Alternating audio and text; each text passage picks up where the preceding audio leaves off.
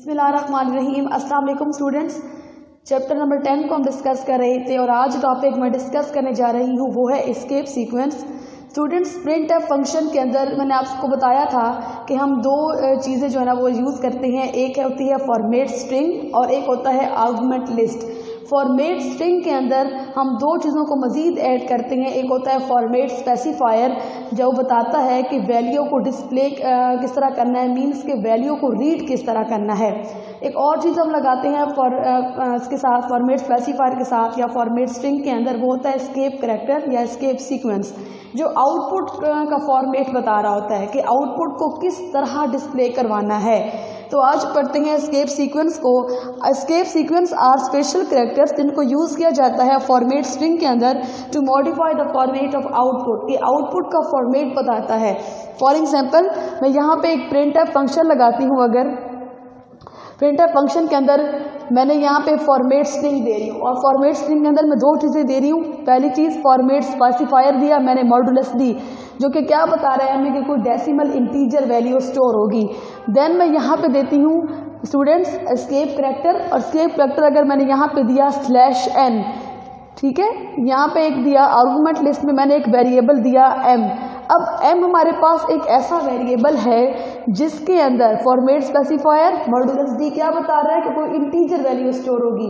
और मैंने आपसे कहा कि एस्केप करैक्टर स्टूडेंट्स वो करैक्टर होते हैं जो आउटपुट का फॉर्मेट बताते हैं। अब /n ये क्या फॉर्मेट बता रहे हैं? ये फॉर्मेट बता रहे हैं कि जो m की वैल्यू मीन्स कि जो आउटपुट स्टोर होगी, जो डिस्प्ले होनी है, फॉर एग्जाम्पल m की वैल्यू 10 है और ये जो आउटपुट डिस्प्ले होगी वो एक न्यू लाइन पर डिस्प्ले होनी चाहिए। इससे पहले जो स्टेटमेंट है उसके या इसके बाद जो स्टेटमेंट आनी चाहिए, जो भी स्टेटमेंट्स आ रही हैं, लेकिन ये जो m की वैल्यू होगी वो एक न्यू लाइन पर क्या होनी चाहिए? डिस्प्ले होनी चाहिए। इसी तरह these characters are not displayed in output. ये कैरेक्टर्स खुद डिस्प्ले नहीं होते आउटपुट में, लेकिन ये अपना इफेक्ट बता देते हैं। फॉर एग्जाम्पल अब यहाँ पे मैंने आपसे कहा कि /n हमने लगाया कि जो स्टेटमेंट मैंने लिखी है प्रिंटफ फंक्शन की कि m के अंदर जो भी वैल्यू होगी उसको डिस्प्ले करवाना है और एक न्यू लाइन में डिस्प्ले करवाना है। अब m की वैल्यू अगर मैं कहती हूँ m = 10 है, तो m जो अगर आपके पास अगर m की वैल्यू 10 है और यहाँ पे जो आउटपुट डिस्प्ले होगी m = 10। क्लियर हो गई बात? अब इस आउटपुट में कहीं भी आपको /n नज़र नहीं आ रहा। मैंने आपसे कहा कि जो भी एस्केप करैक्टर आप प्रोग्राम के अंदर यूज़ करते हैं वो आउटपुट में डिस्प्ले नहीं होता, लेकिन आउटपुट में उसका इफेक्ट जो होता है वो डिस्प्ले हो जाता है कि जो m की वैल्यू होगी ये आपको न्यू लाइन पर क्या होगी? शो होगी या न्यू लाइन पर डिस्प्ले करवाई जाएगी। करैक्टर्स को बिगिन किया जाता है, करैक्टर्स को स्टार्ट किया जाता है / के साथ। अब डिफरेंट मेरे पास एस्केप करैक्टर्स हैं जिनको मैं जो है ना वो डिस्कस करूंगी। सबसे पहले है /b बैकस्पेस, कि अगर आपने अपने प्रोग्राम के अंदर बैकस्पेस एस्केप करैक्टर यूज़ करना हो, फॉर एग्जांपल अगर आपने जो वर्ड लिखा है उसका जो लास्ट वर्ड है उसको डिलीट करना हो। अब यहाँ पे मैं आपको करके दिखाऊंगी किस तरह आप करते हैं। मैं यहाँ पे लिखती हूँ प्रिंटफ फंक्शन। प्रिंटफ फंक्शन में मैं लिखती हूँ हेलो वर्ड, और हेलो के बाद मैं अगर लगाती हूँ /b। अब हेलो के बाद स्टूडेंट मैंने क्या लगा दिया? यहाँ पे /b मैंने बैकस्पेस का करैक्टर लगा दिया। अब आगे मैं लिखती हूँ हेलो वर्ड। अब आगे जब मैंने लिखा हेलो वर्ड, इसकी आउटपुट कैसे डिस्प्ले होगी? इसका मतलब है कि बैकस्पेस का कि जो आखिरी एक करैक्टर होगा उसको क्या कर दो? डिलीट कर दो। अब जब आउटपुट आपके पास डिस्प्ले होगी तो कुछ इस तरह से होगी। हेलो में हेल लिखा जाएगा, ओ क्या हो जाएगा? डिलीट, और हेल के बाद क्या आ जाएगा? वर्ड।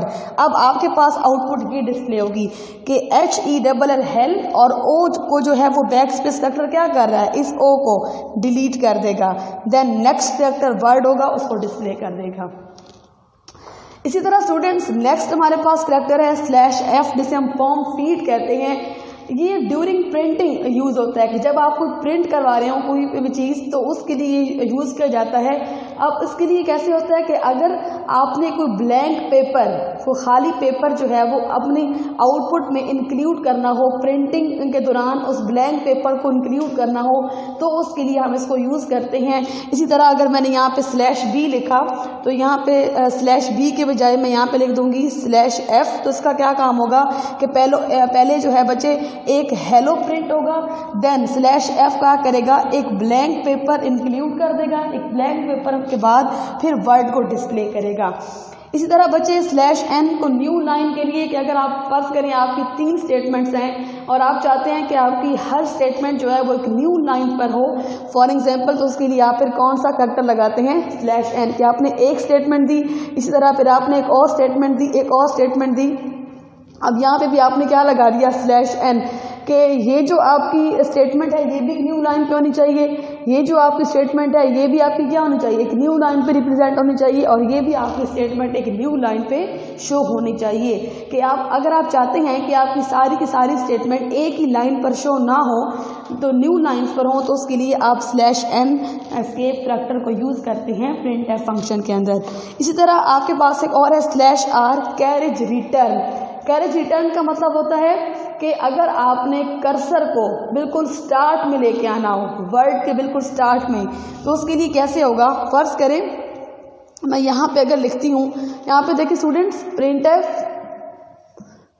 printf का फंक्शन मैंने लगाया, और यहाँ पे अगर मैं कहती हूँ हेलो, और हेलो के बाद मैं यहाँ पे लगाती हूँ /r, और आगे मैं लिखती हूँ वर्ड।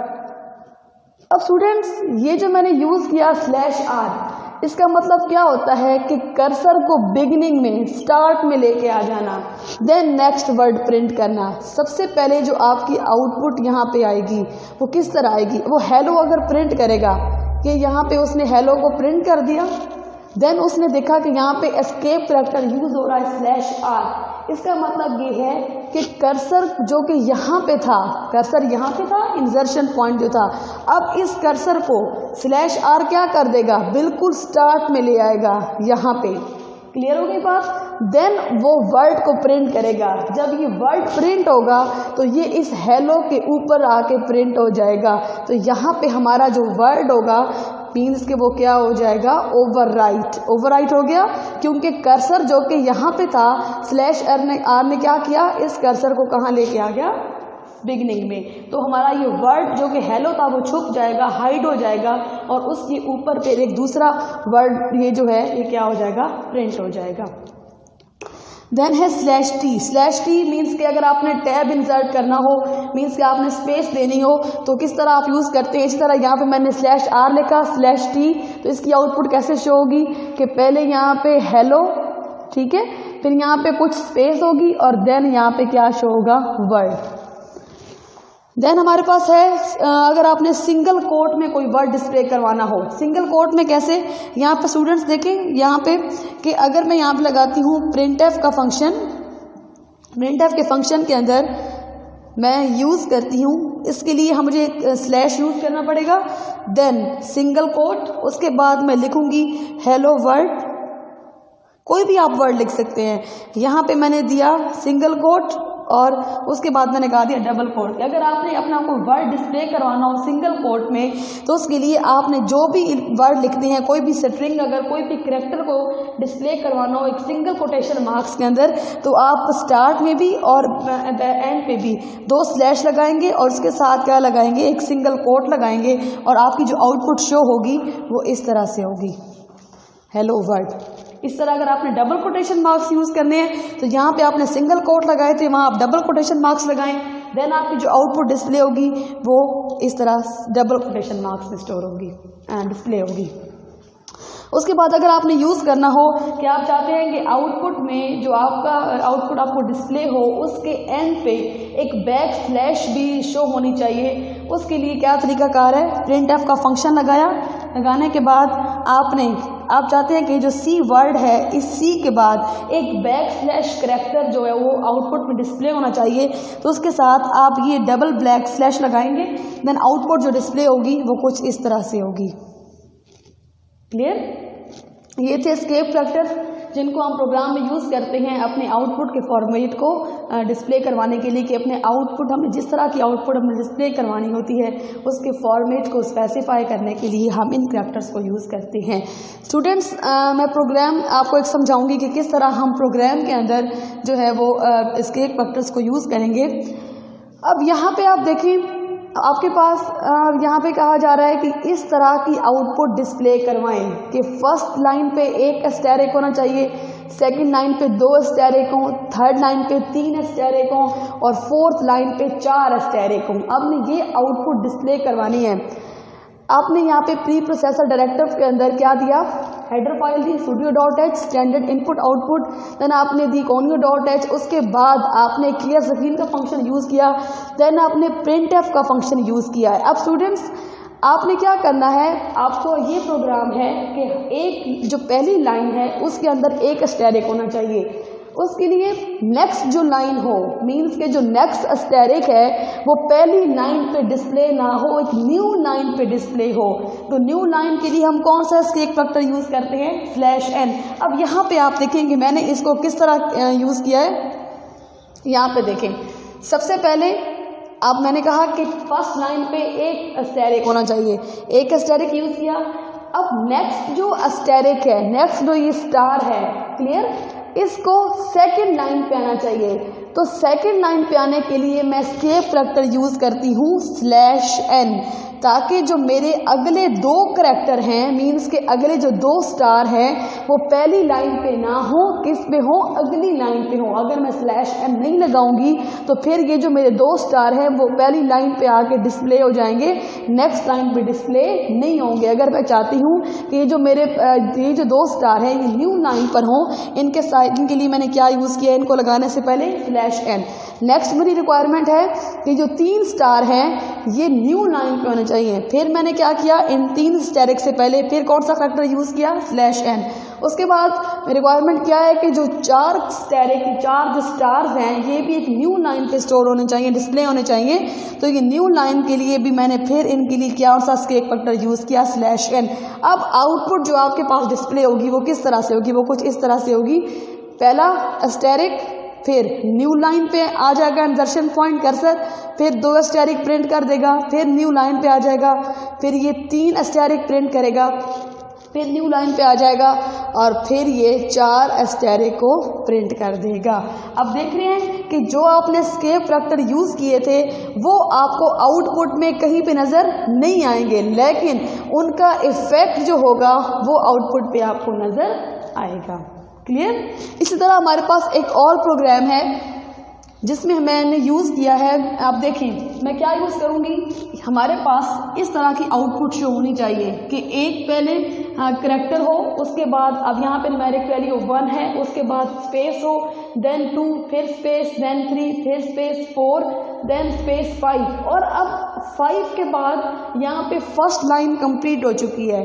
अब न्यू लाइन है, आप देख रहे हैं कि नेक्स्ट लाइन पर फिर क्या प्रिंट होना चाहिए, 6, फिर 7, फिर 8, फिर 9 और फिर 10। इसके लिए एक प्रोग्राम हमने किया इस तरह की आउटपुट को डिस्प्ले करवाने के लिए। सेम वही हेडर फाइल दी हमने प्री प्रोसेसर डायरेक्टिव के अंदर, यहाँ पे क्लियर स्क्रीन का फंक्शन यूज़ किया स्टूडेंट्स। अब यहाँ पे printf, अब printf में आपने ये देखना है कि आपको इस तरह की आउटपुट को डिस्प्ले करवाना है। सबसे पहले आपने कोटेशन मार्क्स के अंदर 1 लिखा, अब 1 के बाद 2 है, मीन्स के 1 और 2 के दरमियान आप ऐसा कौन सा एस्केप फैक्टर यूज़ करेंगे ताकि स्पेस होनी चाहिए, उसके लिए आपने यूज़ किया /t।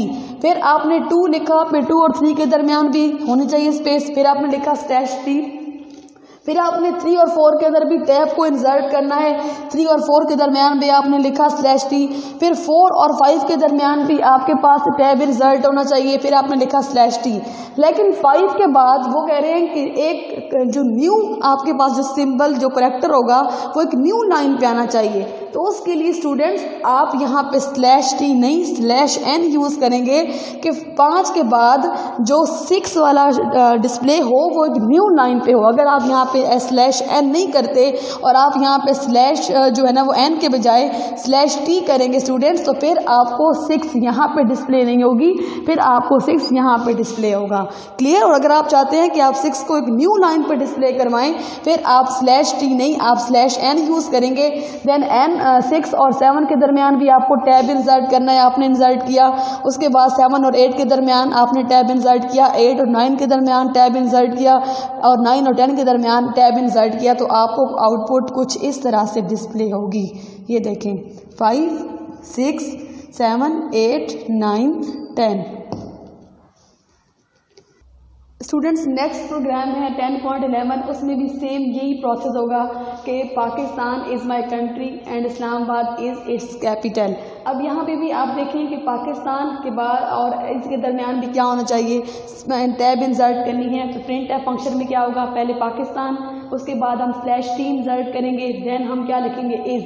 अब इस और माई के दरमियान भी टैब इंसर्ट होगा, मीन्स की स्पेस होगी, तो उसके लिए भी हम इज़ और माई के दरमियान भी मैंने क्या लगाया /t, और इसी तरह माई और कंट्री के दरमियान भी /t। लेकिन कंट्री के बाद एक जो इस्लामाबाद होगा वो कंट्री वाली लाइन पे नहीं बल्कि न्यू लाइन पे इंसर्ट होना चाहिए। तो कंट्री और इस्लामाबाद के दरमियान में /n लगाऊंगी, और इस्लामाबाद और इस के दरमियान फिर /t होगा।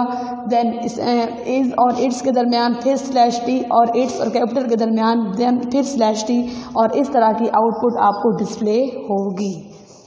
Thank you so much.